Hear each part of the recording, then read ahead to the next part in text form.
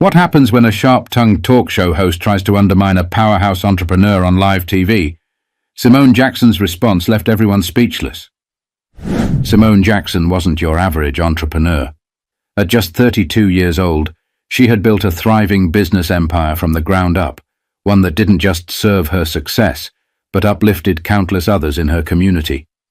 Born and raised in Birmingham, Alabama, Simone was the kind of person who believed that her success meant little if it didn't open doors for others.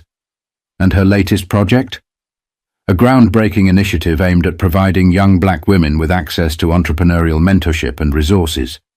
So when she got an invitation to appear on The Morning Perspective, one of the most watched talk shows in the country, she was thrilled. It was a chance to spotlight the stories of the young women her initiative was helping and to show the world what determination, talent, and community support could achieve. The host, Charlene Whitaker, was a polarizing figure. Known for her sharp tongue and a knack for stirring controversy, Charlene was equal parts respected and notorious. Simone wasn't worried, though. She had faced challenges far tougher than a combative interviewer. This was her moment, and she intended to make it count. The day of the interview, Simone arrived at the studio in Los Angeles, dressed in a vibrant teal suit that mirrored her energy. The makeup artist complimented her on how radiant she looked, and Simone smiled, her nerves bubbling just beneath the surface. As she stepped onto the brightly lit set, she took a deep breath. The studio was buzzing with production staff, cameras, and the low hum of audience chatter. Charlene, sitting in her usual spot, flashed Simone a wide, toothy grin that didn't quite reach her eyes. "Simone Jackson, ladies and gentlemen," Charlene announced to the applause of the live audience. A self-made businesswoman who says she's rewriting the rules of entrepreneurship. Simone, welcome. Simone leaned into the introduction with her trademark poise, flashing her warm, confident smile. "Thank you, Charlene. I'm so happy to be here and to share a bit about the work we're doing." The first few minutes were pleasant. Simone explained her journey from a teenager selling custom jewelry at flea markets to owning a multi-million-dollar company. Charlene nodded and listened, occasionally cutting in with questions, but nothing out of the ordinary. Yet. Still, Simone couldn't shake a subtle shift in Charlene's tone as the conversation moved to Simone's community-focused initiative. The compliment started to sound just a bit backhanded. "So, Simone," Charlene said, tilting her head in that exaggeratedly curious way she was famous for, "do you think programs like yours are necessary because people aren't working hard enough on their own?" The air in the room thickened, just slightly.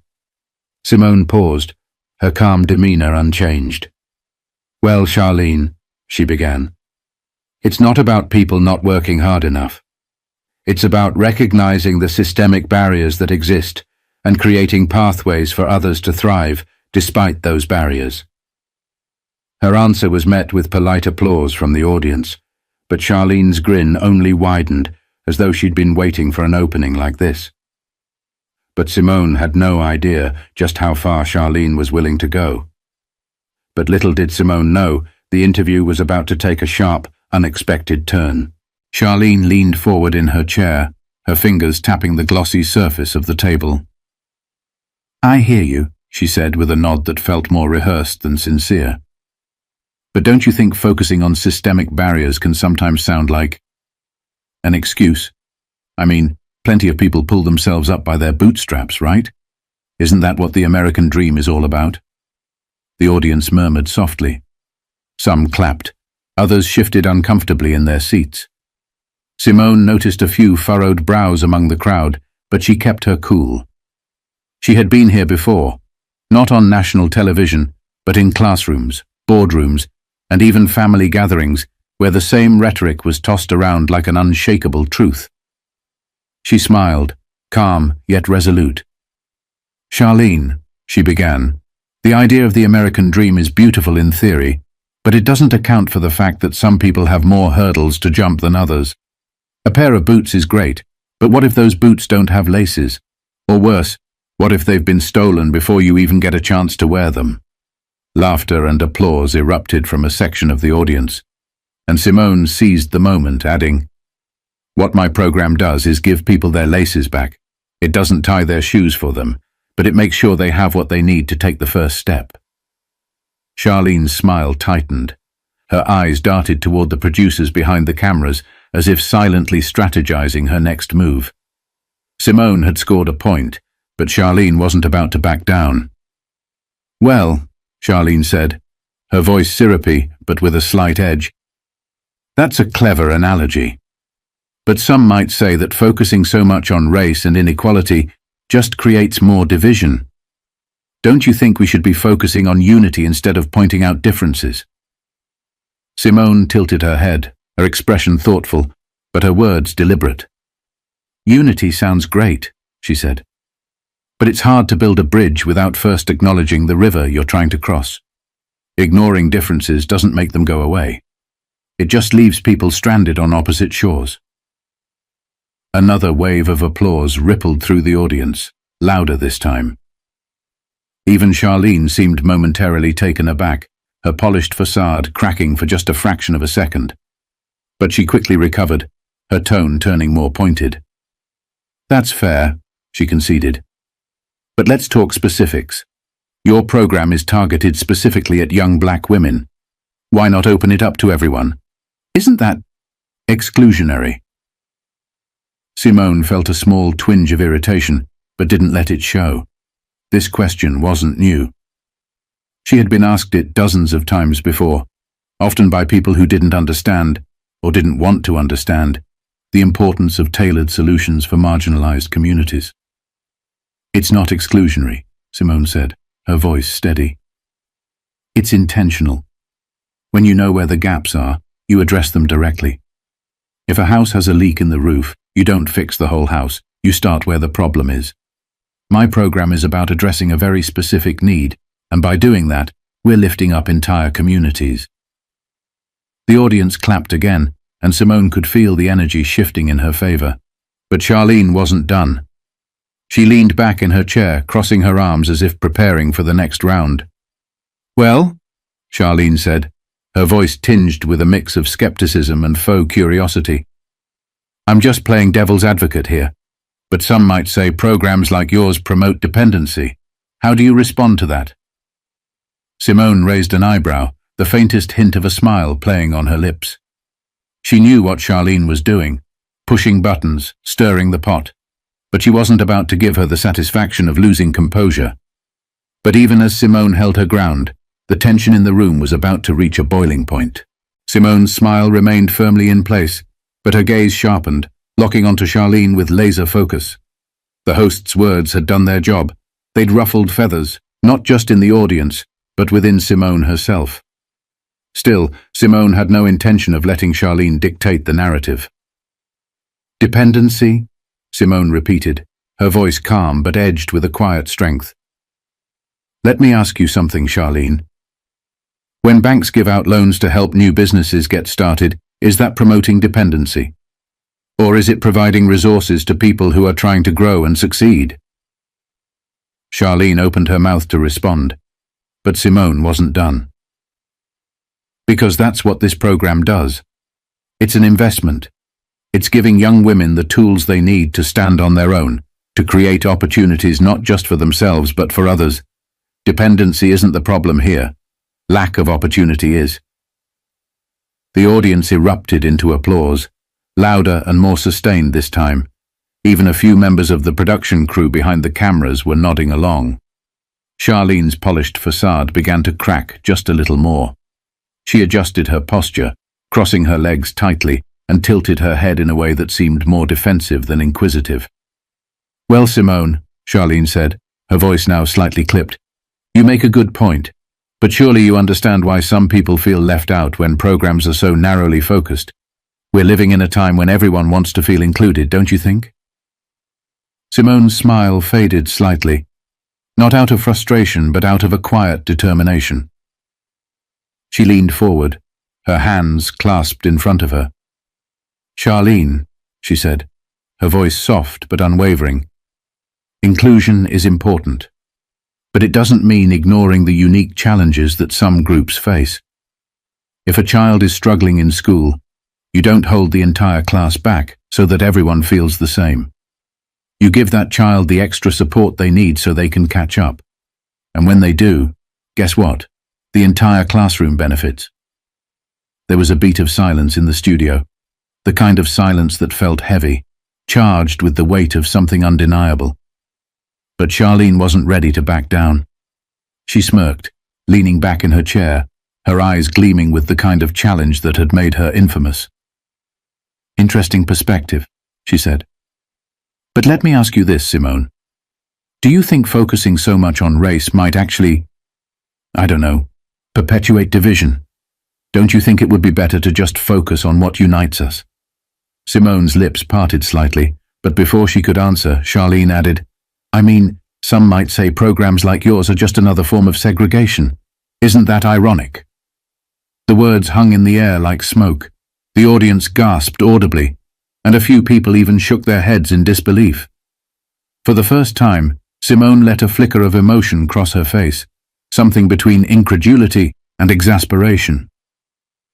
She glanced toward the audience as if drawing strength from their visible reactions before turning her full attention back to Charlene. "What's ironic," Simone said slowly, her voice now carrying the weight of something deeply personal, "is how people will twist the idea of equity into something it's not." Charlene, segregation was about exclusion, about denying people access. What I'm doing is the opposite. I'm opening doors that were slammed shut for generations. She paused, letting the words settle before continuing. "And you know what's really ironic?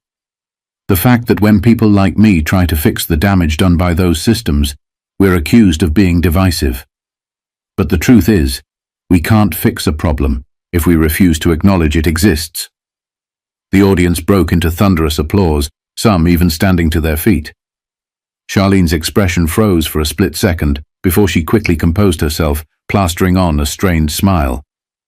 But just when it seemed like Simone had delivered the final blow, Charlene took things one step further, escalating the tension to a breaking point. Charlene sat back, her face composed but her eyes betraying a flicker of frustration. She had underestimated Simone. The audience's roaring applause had shifted the room's energy, and for a moment it was clear Charlene was scrambling to regain control of the narrative. "Well, Simone," Charlene began, her tone smooth, but with a sharp edge, "you seem to have an answer for everything. But let's be real for a moment. There are people out there, hard-working, struggling people, who might look at what you're doing and wonder, what about us? How do you justify leaving them behind? How is that fair?"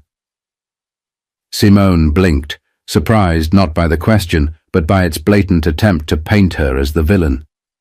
Her jaw tightened briefly, just enough for anyone paying close attention to notice. Then, just as quickly, her expression softened, replaced with a calm determination that made it clear she wasn't rattled. She leaned forward slightly, her voice carrying an unmistakable edge of clarity and resolve. "Fair?" Simone said, repeating the word with a quiet, deliberate power. "Charlene, let me ask you this. When a firefighter puts out a burning house, do we accuse them of being unfair to the houses that aren't on fire? Or do we thank them for protecting the neighborhood?" The studio fell silent. Not the uncomfortable kind of silence, but the kind that pulls everyone to the edge of their seats. Even the crew members standing behind the cameras stopped what they were doing, their eyes fixed on Simone. "That's what this program is, Charlene," Simone continued, her tone unwavering. "It's about putting out fires. It's about addressing the specific needs of people who've been ignored, overlooked, and underserved for far too long. And when we lift them up, when we give them a chance to thrive, it doesn't take anything away from anyone else. It adds to the community as a whole." Charlene opened her mouth as if to respond, but Simone raised a hand. Not rudely, but firmly enough to let Charlene know she wasn't finished. "And let's not pretend," Simone added, her voice now carrying the weight of years of experience, "that these conversations about fairness are ever really about fairness. Because when we talk about fairness, what we're really talking about is comfort. Whose comfort are we protecting? Whose discomfort are we willing to ignore? And if addressing injustice makes some people uncomfortable, then maybe that's a discomfort we should all learn to live with. The audience exploded. The clapping, cheering, and standing ovations weren't just loud, they were deafening. Simone sat back in her chair, her composure intact, but her eyes revealed the fire burning inside her. She had said her piece, and she knew it had landed exactly where it needed to. Charlene, on the other hand, was visibly flustered. Her carefully crafted image of control had started to crack. She fumbled for her water glass, taking a quick sip before forcing a laugh. "Well, Simone," she said, her voice slightly strained, "you're certainly passionate. I can see why your program has so many supporters, but let me ask you." Simone cut her off, politely but firmly. "Before you ask me anything else, Charlene, let me ask you something," she said, leaning forward. The shift in energy was palpable. The audience leaned forward with her. When you hear stories about people pulling themselves up by their bootstraps, do you ever stop to ask who made the boots in the first place, and who decided which ones were worth investing in? Charlene froze. The question wasn't just rhetorical, it was surgical, cutting straight to the core of the narrative she'd been pushing. The audience was silent again, but this time it wasn't for Simone to finish. It was for Charlene, who clearly had no answer. But as Simone's words echoed through the studio, what happened next made it clear that this moment would be remembered far beyond this one interview. For what felt like a lifetime, Charlene sat there, her usually sharp tongue utterly still. Her practiced composure faltered as her mouth opened slightly, but no words came out. The cameras zoomed in on her face, catching the awkward pause, while Simone sat calmly, her hands folded neatly in her lap, her expression a picture of grace under fire. The audience was electric. Whispers and murmurs buzzed through the crowd like static before someone finally yelled, "Say it louder!" The room erupted into laughter and applause. Simone smiled warmly, the moment hers to own. Charlene finally managed to stammer out a response. "Well, Simone, I think we're going to have to agree to disagree on some points," she said, her voice tight, her usual confidence now replaced with a strained civility. "But I do appreciate your perspective." Simone didn't miss a beat. "And I appreciate the opportunity to share it," she replied, her tone polite yet firm, a masterclass in grace under pressure. The producers cut to commercial, but by then the damage had been done. The live audience was abuzz, their reactions spilling onto social media before the cameras even stopped rolling. The hashtags #SimoneJackson and #MorningPerspective began trending within minutes, with clips of Simone's sharp responses being shared across Twitter, Instagram, and TikTok. "She said what needed to be said," one tweet declared, racking up thousands of likes. Another video clip, captioned, "Putting out fires, not ignoring them," was quickly reposted by influencers, activists, and even a few celebrities. Backstage, Simone sat in her dressing room, taking a moment to breathe. Her phone buzzed non-stop with notifications, texts from friends, emails from supporters, and tags from strangers praising her eloquence and courage. She scrolled briefly, her heart swelling as she read messages from young women thanking her for her words. But the moment wasn't without its detractors. Some commenters accused her of being divisive, claiming she was too aggressive or not fair. Simone had seen it all before, though. She knew these criticisms weren't about her tone or tactics. They were about her refusal to shrink herself to make others more comfortable. And she had no intention of apologizing for that. Later that evening, as she sat in her hotel room overlooking downtown Los Angeles, Simone reflected on the day. The interview had been challenging, sure, but it had also been an opportunity to speak truth to power. She thought about the young women her program was helping, girls who might one day watch that interview and see a reflection of themselves in her strength, resilience, and unapologetic authenticity. Her assistant knocked on the door, poking her head in with a smile. "You're everywhere right now," she said. "CNN just picked up the story. They're calling it one of the most powerful live TV moments of the year." Simone smiled faintly, shaking her head. "It's not about me," she said quietly. "It's about the message." Her assistant nodded, holding up Simone's phone. "Still, you might want to see this. Beyoncé just shared the clip." Simone laughed, the weight of the day briefly lifting. "Well," she said, "I guess I can't argue with Queen Bey." The buzz surrounding the interview didn't die down for weeks. News outlets dissected the moment, think pieces debated its impact, and social media continued to amplify Simone's words. But for Simone, it wasn't about the headlines or the viral clips. It was about the young women who now knew that someone out there was fighting for them, carving out space for them in a world that too often tried to shut them out. And in the end, that was the real victory. But even as Simone prepared to move forward, she knew this was just the beginning. The next morning, Simone woke up to a phone that wouldn't stop buzzing. Every notification was another story, another mention, another opportunity for her words to ripple further than she ever imagined. But she wasn't basking in the attention. Instead, her mind was already racing with the next steps. How to use this momentum to push her program forward, how to amplify the voices of the women she was working so hard to support. By noon, she was back in her hometown, greeted by a group of young women from her program who had been waiting at the community center. One of them, a 19-year-old named Aaliyah, approached her with tears in her eyes. "Ms. Simone," she said softly, clutching her phone. "I watched the interview last night. I watched how you stood up for us, for all of us. And I just want to say, thank you. You made me feel like I can do anything." Simone smiled, her heart full. "Aaliyah," she said, placing a hand on the young woman's shoulder. "You don't need me to make you feel that way. That power. It's already inside you. All I'm doing is giving you the tools to see it for yourself." Later that day, Simone addressed a small group of participants in her program, sharing what had happened on the talk show and the lessons she had learned. "Here's the thing," she said, her voice steady but full of passion. "The world isn't always going to hand you respect or fairness. Sometimes you'll have to demand it. Sometimes you'll have to fight for it. And when that happens, I want you to remember one thing. Your story, your voice, and your worth are not up for debate. Ever."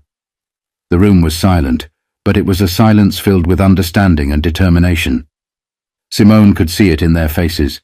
These young women were ready to take on the world, and that was all the confirmation she needed that the work she was doing mattered. As Simone walked out of the building that evening, the sun setting behind her, she took a moment to reflect. The journey hadn't been easy.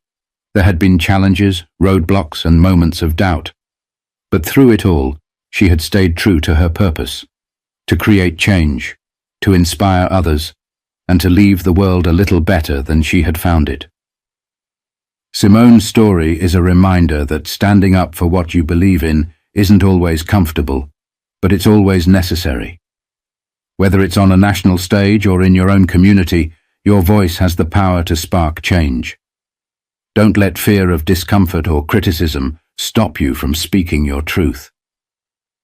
If Simone's journey resonated with you, take a moment today to think about how you can make a difference in your own community. Whether it's mentoring someone, starting a project, or simply standing up for what's right, your actions, big or small, can inspire others to do the same. Together we can all be a part of creating the change we want to see.